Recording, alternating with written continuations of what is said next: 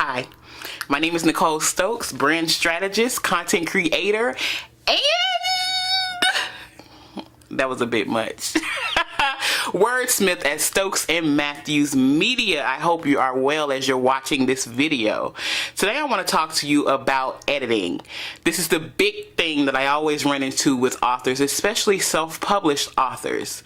They say, I have this idea and I want my cover to look like this, and I want it to be like Judy Blume. Okay, Judy Blume, I'm pulling from my past.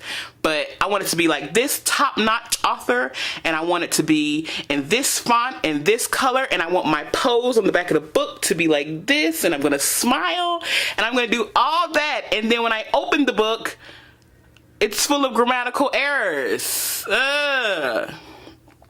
Editing is so important. It's beyond important. It is the epitome of writing. There are no great writers. There are only great editors. That's what I believe. I even call myself that. Even though I say I'm a writer, I'm really just a great editor. I know what books need to sound like in order for them to translate well to my readers. So I say that to say this: editing equals credibility in the self-publishing or publishing market, period. Just the writing industry. How do you set yourself up as an expert in a field or as a brilliant storyteller if your work is littered with errors? There is no such thing, and this need not be so, because there are too many ways to go out and have your book edited. The first thing I hear, I don't have no money.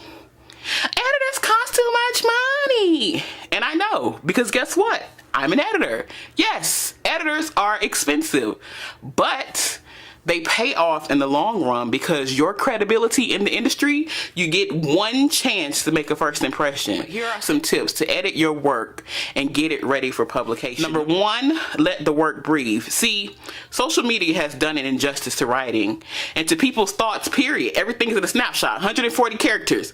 I feel like this. I went to the grocery store. I went da-da-da. And then all this text messaging lingo and the shrinking down of words. People don't know how to spell. People don't know how to write. They don't even know how to say anything correctly. In order to avoid your book looking like something you just instantly posted on Facebook or Twitter or something without a thought, let your work breathe. Give it time. Once you get all the words out on the paper, let it breathe. Give it an hour, give it a day, give it a few weeks. Step away from it, and then go back. And when you do read it aloud so you can hear yourself read it. And then you'll be able to catch all those errors that you made as you were speeding through or as you were inspired. Number two, if you can't afford an editor, you need a text to audio app on your computer. I call my assistant Alex, and what Alex does for me, he's a lifesaver. What he does, his nice little robotic voice, he takes anything I write and I push a button and he turns it into spoken word. Now, it's not that beautiful, mama say, mama sa, mama kusa. It's not that kind of spoken word. But what he does, he turns text into speech. And he reads back to me what I wrote. And since his voice is so robotic and has no feelings in it, it shows me exactly, I hear exactly what my readers would hear on the other end. So he really helps me edit my work from another perspective. So number three, hire an editor. Editors, especially good ones, because I'm part of the collective, we are worth our weight in gold, I promise you. Because see, what editors do, besides just going to town, making corrections and telling you how horrible your story is, because that's what most people think editors do. What we do is we provide an unattachment to your work. Because see, you've created your baby. You've nurtured this story and it's everything, and the world is gonna love it, and this is it. And then an editor that has no prior attachment to your work, they look at it and say, that I don't get, why didn't the protagonist, where is he? Or you spelled John this way and now he's Joe right here. Are we still talking about the same person? Or I thought Kendra and John were together, not Kira and John, did I miss something? Is the story still there?